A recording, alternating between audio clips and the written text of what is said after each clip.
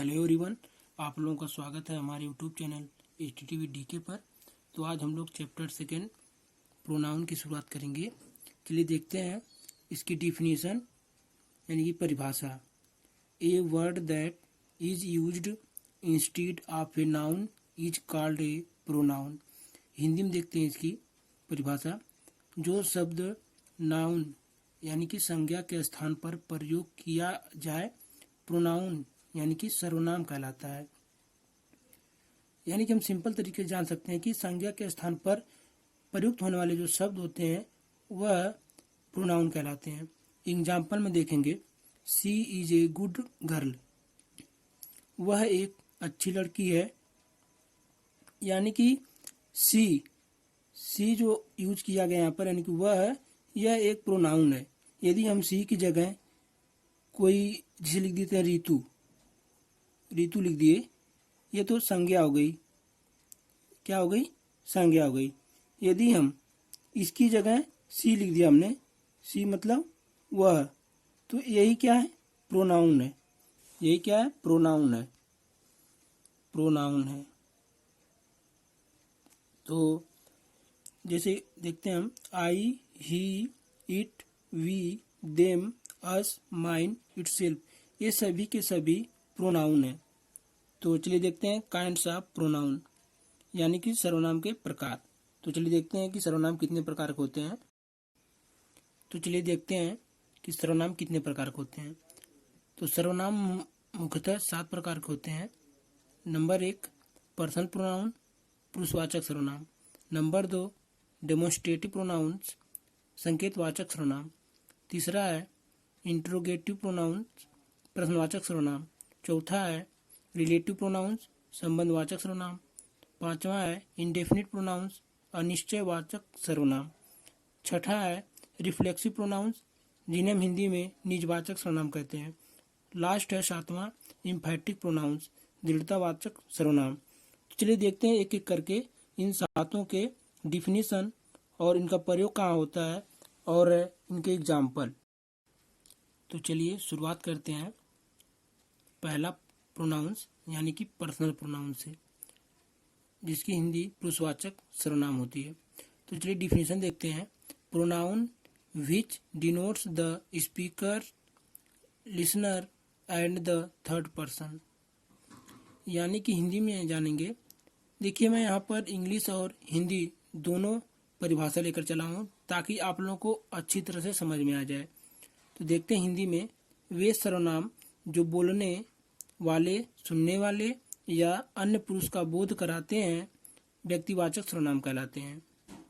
Example में देखेंगे, I, we, me, us, you, he, him, she, her, it, they, them. यानी कि जितने भी उदाहरण दिए गए हैं ये पर्सनल प्रोनाउन के उदाहरण हैं। तो चलिए देखते हैं कि हम इनका प्रयोग कैसे करते हैं। तो पर्सनल प्रोनाउंस का प्रयोग व्यक्ति या वस्तुओं के लिए होता है, यानी कि व्यक्ति और वस्तुओं के लिए होता है। पर्सनल प्रोनाउंस 3 प्रकार के होते हैं। नंबर 1 फर्स्ट पर्सन, जिन्हें हम हिंदी में उत्तम पुरुष कहते हैं। आई और वी, यानी कि जो उत्तम पुरुष के उदाहरण है वे आई और वी हैं, यानी कि मैं और हम। मैं और हम। बात करने वाले, यानी जो बात करता है वह उत्तम पुरुष कहलाता है। चलिए देखते हैं सेकंड पर्सन, यानी कि मध्यम पुरुष। मध्यम पुरुष कौन सा होता है? यू, यानी कि आप, जिससे बात की जाए, यानी कि जो जिससे बात करते हैं। यानी कि मैं आप लोगों को पढ़ा रहा हूँ तो मैं उत्तम पुरुष हो गया और आप लोग पढ़ रहे हैं तो आप क्या हो गए? मध्यम पुरुष हो गए। चलिए देखते हैं तीसरा थर्ड पर्सन, जिन्हें हम अन्य पुरुष कहते हैं, जैसे ही, सी, दे, इट, जिसके बारे में बात की जाए, यानी कि जिसके बारे में हम बात करते हैं वह अन्य पुरुष कहलाता है। तो चलिए देखते हैं अगला प्रोनाउन सेकेंड डेमोन्स्ट्रेटिव प्रोनाउन, संकेतवाचक सर्वनाम, जिसकी डिफिनीशन होती है these pronouns point out certain nouns. Hindi में देखेंगे, किसी नाउन यानी कि संज्ञा की ओर संकेत करने के लिए जो प्रोनाउंस यानी कि सर्वनाम प्रयोग किए जाएं वह संकेतवाचक सर्वनाम कहलाते हैं। तो एग्जाम्पल में देखेंगे कि कौन कौन से वर्ड हैं जो डेमोन्स्ट्रेटिव प्रोनाउन में प्रयोग किए जाते हैं। चलिए देखते हैं। दिस, दैट, दिस, दोज, यानी कि 4 वर्ड हैं जो संकेतवाचक सर्वनाम में प्रयोग में लाए जाते हैं। तो निकटता के लिए यानी कि निकटता के लिए जो वस्तु या व्यक्ति निकट होते हैं यानी कि नज़दीक होते हैं उनके लिए कौन से वर्ड प्रयोग होते हैं, चलिए देखते हैं। तो दिस का प्रयोग किया जाता है, यानी कि जो नज़दीक वस्तु या व्यक्ति हैं उनके लिए दिस का प्रयोग किया जाता है। जैसे ए, दिस इज माई वॉच, यह मेरी घड़ी है, यानी कि कोई वस्तु नज़दीक यानी कि मेरी घड़ी जो है वो नज़दीक है, उसके लिए हम प्रयोग कर रहे हैं दिस, यानी कि यह मेरी घड़ी है। तो चलिए देखते हैं बी क्या दिया है। दिस आर आवर बुक्स, यानी कि ये पुस्तकें हमारी हैं, यानी कि जो दी दिया गया है ये ए दिया गया है, ए दिस मतलब ये पुस्तकें हमारी हैं। तो निकटता के लिए दिस और दिस का प्रयोग करते हैं। तो चलिए देखते हैं बी, दूरी के लिए दैट, दोज का प्रयोग किया जाता है, यानी कि दूरी के लिए कोई वस्तु या व्यक्ति दूर हैं तो उनके लिए क्या प्रयोग करेंगे, दैट और दोज का प्रयोग करेंगे। जैसे ए, दैट इज ए प्लांट, यानी कि वह एक पौधा है, यानी कि इसका जो दैट दिया गया है यह दूरी के लिए दिया गया है। तो बी देखते हैं। Those are the new ones, यानी कि वे नए हैं। तो दोज मतलब वे होता है, यानी कि जो पौधे वहाँ पर हैं वे कैसे हैं, नए हैं। तो दूरी के लिए हम दैट और दोज का प्रयोग करेंगे। तो चलिए देखते हैं आगे क्या है। आगे नोट करके दिया है, याद रखें प्रोनाउंस यानी कि सर्वनाम के बाद तुरंत वर्ब यानी कि क्रिया का प्रयोग किया जाता है। तो सर्वनाम के बाद हम क्या करेंगे, प्रयोग, क्रिया का प्रयोग करेंगे।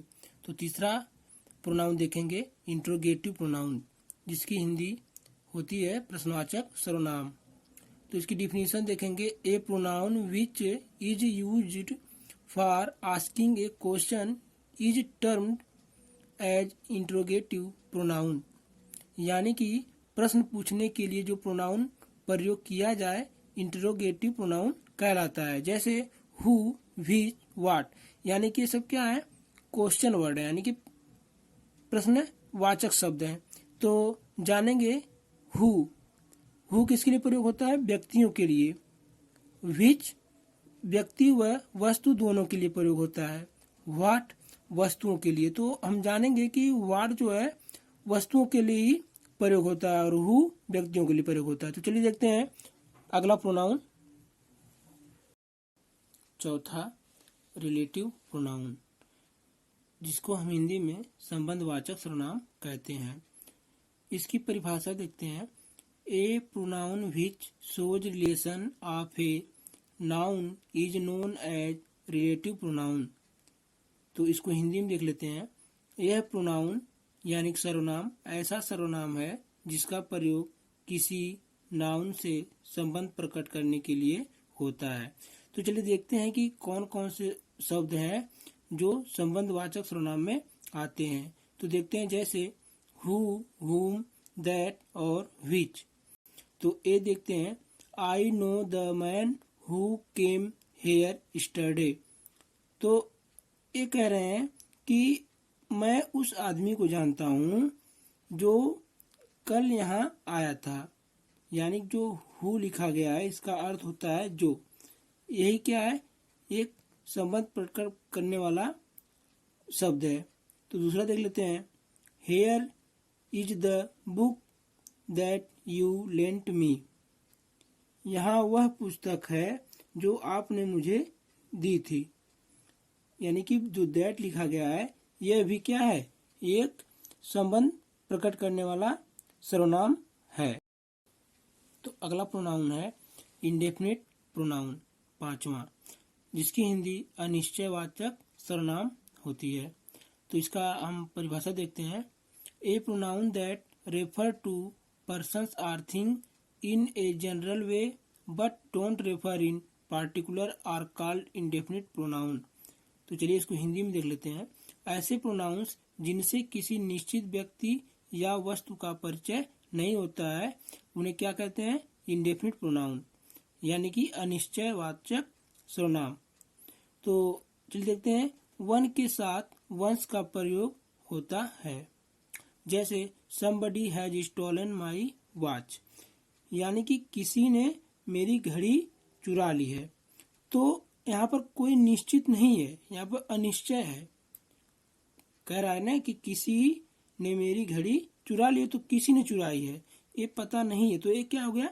अनिश्चय हो गया। तो चलिए दूसरा देखते हैं, one should do once duty, अपना कर्तव्य निभाना चाहिए। तो कि एक तो सभी के लिए कि अपना कर्तव्य निभाना चाहिए, ये कोई निश्चित नहीं है। छठा रिफ्लेक्सिव प्रोनाउन है, जिसकी हिंदी निजवाचक सर्वनाम होती है। तो इसका हम डिफिनेशन देखते हैं। A reflexive pronoun reflects again that the action done by the subject. Reflexive pronoun is used as the object of a verb. तो इसको हिंदी में एक बार देख लेते हैं। कर्ता यदि स्वयं के लिए कार्य करता है तथा उसे सेल्फ द्वारा प्रकट करता है, यानी कि स्वयं द्वारा प्रकट करता है, सेल्फ मतलब स्वयं, तो उसे निजवाचक सर्वनाम कहते हैं।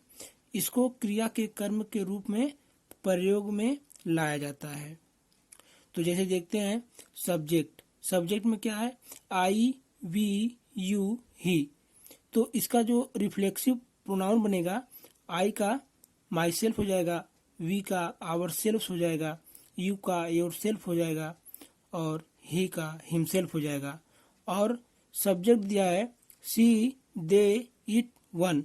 तो इसका जो रिफ्लेक्सिव प्रोनाउन बनेगा, सी का हर सेल्फ, दे का देम सेल्फ, इट का इट सेल्फ, वन का वन सेल्फ। तो चलिए देखते हैं सातवां और अंतिम प्रोनाउन, इम्फैटिक प्रोनाउन, जिसकी हिंदी दृढ़तावाचक सर्वनाम होती है। इसकी definition, when compound personal pronouns are used